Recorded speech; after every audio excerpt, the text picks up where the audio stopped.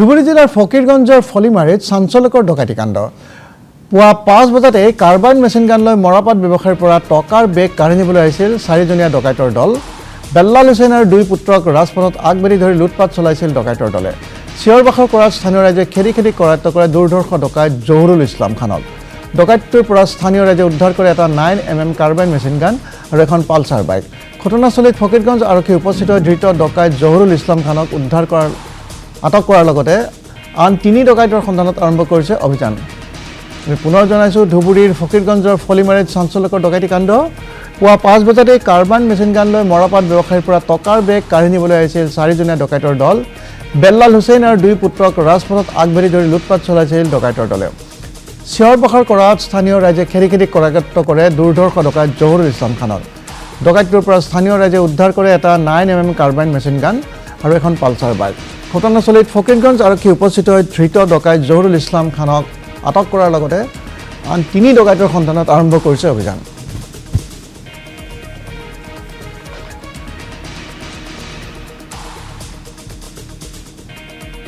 আৰু এইটো হৈছে 9mm কাৰ্বাইন মেচিন গান আৰু দুৰ্ধৰ্ষ ডকাইত জহুৰুল ইছলাম খানক স্থানীয় ৰাইজে খেদি খেদি কৰায়ত্ব কৰে।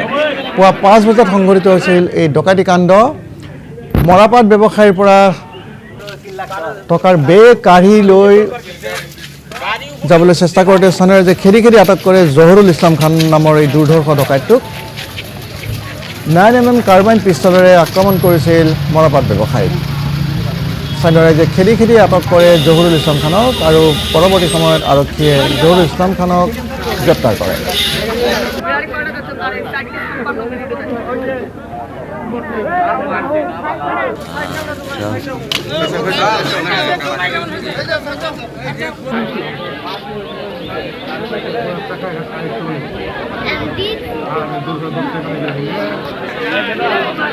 জহুৰুল ইছলাম খানক আটক কৰে, কিন্তু আন 3টা ডকাইত বৰ্তমানেও পলাতক।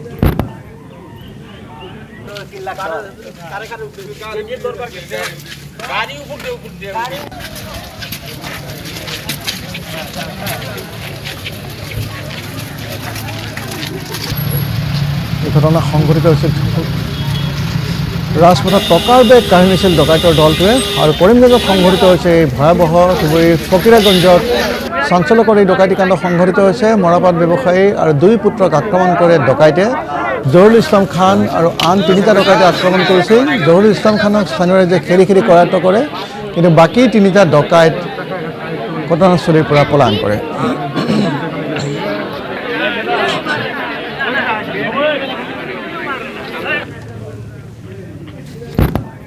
এই ডকাইতি কাণ্ডক লৈ সমগ্ৰ অঞ্চলত এতিয়া তীব্ৰ চাঞ্চল্য বিৰাজ কৰিছে। আৰক্ষীয়ে ডকাইতটোৰ পৰা এখন পালচাৰ বাইক আৰু এটা 9mm কাৰ্বাইন মেচিন গান জব্দ কৰিছে।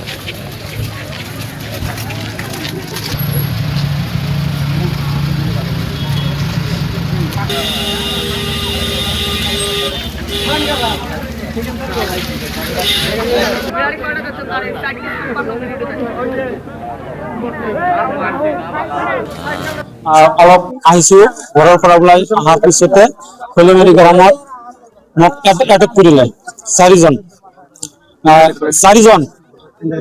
2টা বাইক লৈ আহিছে। অহাৰ পিছত তেওঁলোক নামিছে। নামাৰ পিছত আৰ্মি ড্ৰেছ এটা মেচিন গান আছে তাৰ লগত। তাৰপিছত মোক এটেক কৰিলে দেউতাকক আৰু ছোট ভাইক। তাৰপিছত মোৰ যিটো মানে টকাৰ থোলাটো সেইটো মানে তাৰ লৈ গ'ল।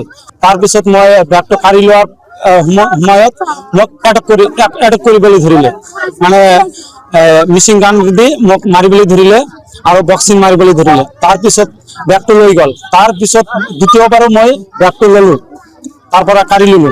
তাৰপিছত মোৰ দেউতাকক মাৰি ৰাস্তাত পেলাই দিলে, মোৰ সৰু ভাইক পেলাই দিলে। তাৰপিছত আকৌ মই ঝাপ মাৰি বেগটো ধৰিলো। ধৰাৰ পিছত মোক মানে বন্দুকটো মোৰ পিঠিত ধৰিলে। মোক ধৰাৰ পিছত মই তেতিয়া মানে চিঞৰ বাখৰ কৰা ধৰিলো। তাৰপিছত বেলেগ মানুহ গ্ৰামৰ মানুহ আহি গ'ল। তাৰপিছত মই বেগটো লৈ মানে কাৰ হাতত বৰাই দিছো মই তাৰপিছত আৰু ক'ব নোৱাৰো। ধৰা পৰিছে এজন। পিস্তল মেচিন গান আছে, গুলি ফুটাইছে 2টা।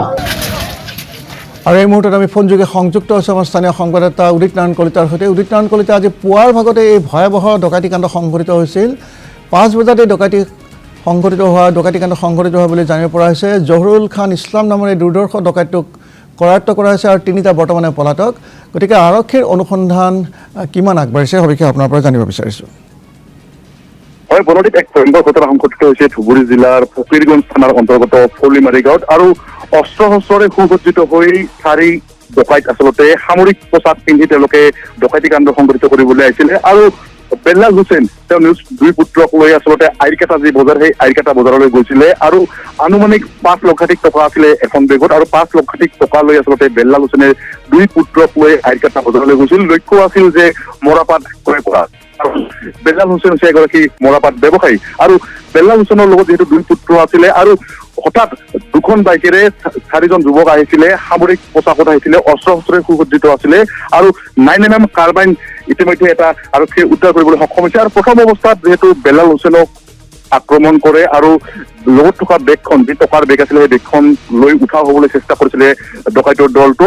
আৰু যধে মধে আক্ৰমণ কৰিছিলে বেল্লাল হুছেইনৰ লগতে 2 পুত্ৰক। আৰু তাৰ পাছত যেতিয়া বেল্লাল হুছেইনে নিজৰ 2 পুত্ৰক ৰক্ষা কৰিবলৈ চেষ্টা কৰিছিলে বা টকাৰ বেগটো ৰখাবলৈ চেষ্টা কৰিছিলে, তেতিয়া যধে মধে আচলতে প্ৰহাৰ কৰিছিলে। আৰু তেতিয়া চিঞৰ বাখৰ কৰিছিলে বেল্লাল হুছেইন আৰু 2 পুত্ৰই। লগে লগে স্থানীয় লোকসকল উপস্থিত হয় আৰু হোৱা দোৱাৰ এক সৃষ্টি হয়। লগে লগে বেল্লাল হুছেইনক যে আক্ৰমণ কৰা 4 ডকাইতৰ ভিতৰত এজন ডকাইত ইতিমধ্যে স্থানীয় যে আটক কৰি প্ৰহাৰ কৰে, গণপ্ৰহাৰ কৰে আচলতে জহুৰুল ইছলাম খান নামৰ যি দুৰ্ধৰ্ষ ডকাইতক। আৰু ইতিমধ্যে তাৰ পৰা এই ডকাইতৰ পৰা আচলতে 9mm কাৰ্বাইন এটা উদ্ধাৰ কৰিবলৈ সক্ষম হৈছে। আৰু তেতিয়া যেতিয়া হুলস্থুল হয় বা স্থানীয় ৰাইজে গণপ্ৰহাৰ কৰে যি জহুৰুল ইছলাম খান নামৰ ডকাইতক, তাৰপিছত কোনোমতে আচলতে সেই স্থানৰ পৰা আন 3টা দুৰ্ধৰ্ষ ডকাইত পলায়ন কৰিবলৈ চেষ্টা হয়। তাৰপিছত ফকীৰগঞ্জ থানাৰ আৰক্ষী সেই স্থানত উপস্থিত হৈ আচলতে তদন্ত অব্যাহত ৰাখে আৰু জহুৰুল ইছলাম খানক উদ্ধাৰ কৰিবলৈ সক্ষম হয়। আৰু ইতিমধ্যে জহুৰুল ইছলাম খানক সংকটজনক অৱস্থাত স্থানীয় চিকিৎসালয়ত ভৰ্তি কৰা হৈছে। আৰু ফকীৰগঞ্জ আৰক্ষীয়ে যি 3টা ডকাইত আচলতে পলায়ন কৰিবলৈ সক্ষম হয়, সেই ডকাইতকেইটাৰ অভিযানত ইতিমধ্যে বিভিন্ন প্ৰান্তত অভিযান চলাইছে। কিন্তু এই মুহূৰ্তত আন ডকাইতকেইটা উদ্ধাৰ কৰিবলৈ সক্ষম হোৱা নাই। কিন্তু এটা কথা ক'ব লাগিব যে আজি পুৱা প্ৰায় 5মান বজাত সংঘটিত হৈছে এই ঘটনা। আৰু ফলিমাৰী অঞ্চলত সংঘটিত হৈছে এই ঘটনা। আৰু মৰাপাট ব্যৱসায়ীক আক্ৰমণ কৰে বা ডকাইত কৰে, অস্ত্ৰ শস্ত্ৰৰে সুসজ্জিত হৈ সামৰিক পোছাকত আহিছিলে। ইতিমধ্যে বেল্লাল হুছেইনে সেই মন্তব্য জানিবলৈ দিছে, সামৰিক পোছাকত আছিল। আৰু প্ৰথম অৱস্থাত বেল্লাল হুছেইনে এয়া সামৰিক লোক বুলি আচলতে অনুমান কৰিছিলে। তাৰপিছত যেতিয়া ডকাইতকেইটাৰ চল চলনা অনুসৰি বেল্লাল হুছেইন যে চিয়ৰ হয় যে সেই ডকাইতকেইটা আচলতে ডকাইত হয়, কোনো সামৰিক লোক নহয়, তাৰপিছতে আচলতে বেল্লাল হুছেইনে সেই স্থানৰ পৰা পলায়ন কৰিবলৈ চেষ্টা কৰিছিলে বা নিজৰ টকাৰ বেগখন যি ভালকে ৰাখিবলৈ চেষ্টা কৰিছিল। কিন্তু ডকাইতৰ দলটোৰ যিটো 4জন ডকাইত আছিল, যধে মধে আক্ৰমণ কৰিছিলে বেল্লাল হুছেইনক। আৰু বেল্লাল হুছেইনৰ লগতে 2 পুত্ৰ ইতিমধ্যে যি চিকিৎসালয়ত ভৰ্তি কৰা হৈছে। আৰু এই ঘটনাই সমগ্ৰ ফকীৰগঞ্জ বা ফলিমাৰী অঞ্চলত তীব্ৰ প্ৰতিক্ৰিয়া সৃষ্টি কৰিছে, চাঞ্চল্যৰ সৃষ্টি কৰিছে। আৰু এনেদৰে সুসজ্জিত হৈ আচলতে হঠাৎ ডকাইতৰ দলে ব্যৱসায়িক আক্ৰমণ কৰা ঘটনাত আচলতে সকলোৱে চাঞ্চল্য বিৰাজ কৰিছে, সকলো শংকিত হৈছে। কাৰণ পুৱতি নিশা আজি পুৱা প্ৰায় 5মান বজাত সংঘটিত হৈছে এই ঘটনা। আচলতে পুৱাৰ পোহৰত যেতিয়া সূৰ্য উদয় হৈছিলে, তাৰ ঠিক পাছতে আচলতে এই ঘটনা সংঘটিত হৈছে। আৰু প্ৰায় সূৰ্য আচলতে ওলাৰ পিছতে এই ঘটনা সংঘটিত হোৱাৰ পাছতে সকলোৱে আচলতে চাঞ্চল্যৰ সৃষ্টি কৰিছে। আৰু ডকাইতৰ সমগ্ৰ গেংটোক যি আৰক্ষীক গ্ৰেপ্তাৰ কৰাৰ বাবে সকলোৱে দাবী উত্থাপন কৰিছে। কাৰণ এক ভয়ংকৰ ঘটনা, সামৰিক পোছাকত আহিছিলে আৰু 2খন বাইক লৈ যিহেতু আহিছিলে ডকাইতৰ দলটোৱে, এই ঘটনাই আচলতে সকলোৱে স্তম্ভিত কৰি তুলিছে, সকলোৱে শংকিত হৈছে। কাৰণ যি ফকীৰগঞ্জ বা আইৰকাটা অঞ্চলত যি স্থানীয় ব্যৱসায়ীসকল আছে, থলুৱা ব্যৱসায়ীসকল আছে, যিসকলে আচলতে মৰাপাটৰ লগতে ধান বা অন্যান্য ব্যৱসায় কৰে। আৰু এই ব্যৱসায়ীসকলক এনেদৰে যি টাৰ্গেট কৰি লৈছে ডকাইতৰ দলে। আৰু এই ঘটনাই তীব্ৰ প্ৰতিক্ৰিয়াৰ সৃষ্টি কৰি চাঞ্চল্যৰ সৃষ্টি কৰিছে। আৰু স্থানীয় লোকসকল আচলতে যথেষ্ট শংকিত হৈছে। গণদীপ, কিন্তু ফকীৰগঞ্জ আৰক্ষীয়ে যথেষ্ট তৎপৰতাই এই ঘটনাত লৈছে। আৰু ইতিমধ্যে আন যি 3টা ডকাইত পলায়ন কৰিছে, সেই ডকাইতকেইটাৰ বিৰুদ্ধে অভিযান চলাইছে বিভিন্ন প্ৰান্তত। কিন্তু এই মুহূৰ্তলৈ কিন্তু আন ডকাইতকেইটা গ্ৰেপ্তাৰ কৰিবলৈ সক্ষম হোৱা নাই আৰক্ষীয়ে। গণদীপ, ধন্যবাদ জনাইছোঁ উদিত নাৰায়ণ কলিতা।